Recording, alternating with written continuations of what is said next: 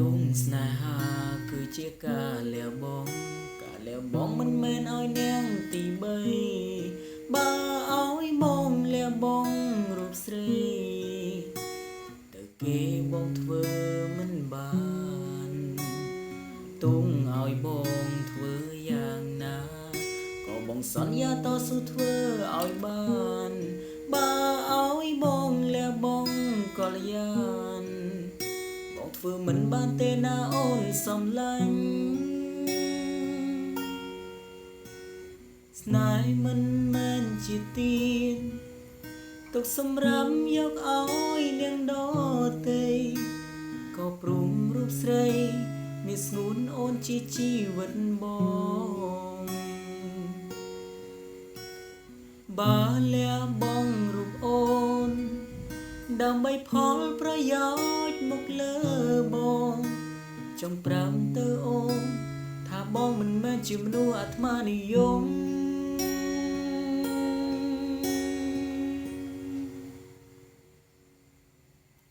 ព្រះបានងាយសណ្ដោចឡោធ្វើទៀនគ្មានអ្នកណាអាចប្រៀបបានទ្រង់លះបងទាំងកាយលះបងទាំងប្រាណមិនខ្វល់ថាទ្រង់នៅសល់ໄວបងមិនមែនជាមនុស្សចិត្តល្អប្រៀបដូចព្រះបាទវេស្សន្តរទានប្រពន្ធឲ្យគេបើឲ្យបងធ្វើតាមបងធ្វើមិនដូចទេព្រោះមាសមេអូនជាមនុស្សស្រីល្អបងខ្វះមិនបាន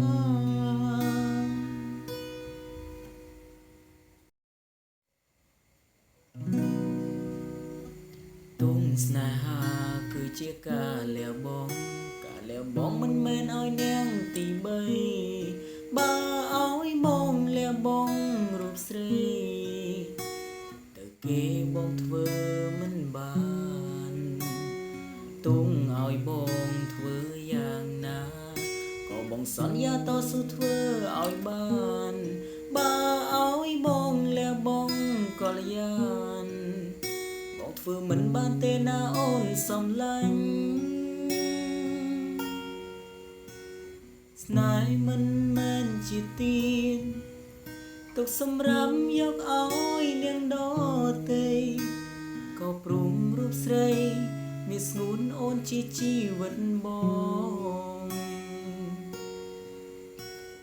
បើលះបង់រូបអូនដើម្បីផលប្រយោជន៍មកលើបងចង់ប្រាំទៅអូនថាបងមិនមែនជាមនុស្សអាត្មានិយម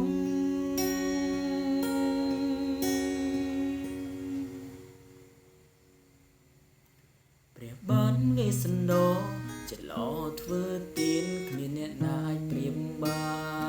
នទ្រង់លះបងទាំងកាយលះបងទាំងប្រាណមិនខ្វល់ថាទ្រង់នៅសល់ໄວបងមិនមែនជាមនុស្សចិត្តល្អប្រៀបដូចព្រះបាទវេស្សន្តរទានប្រពន្ធឲ្យគេ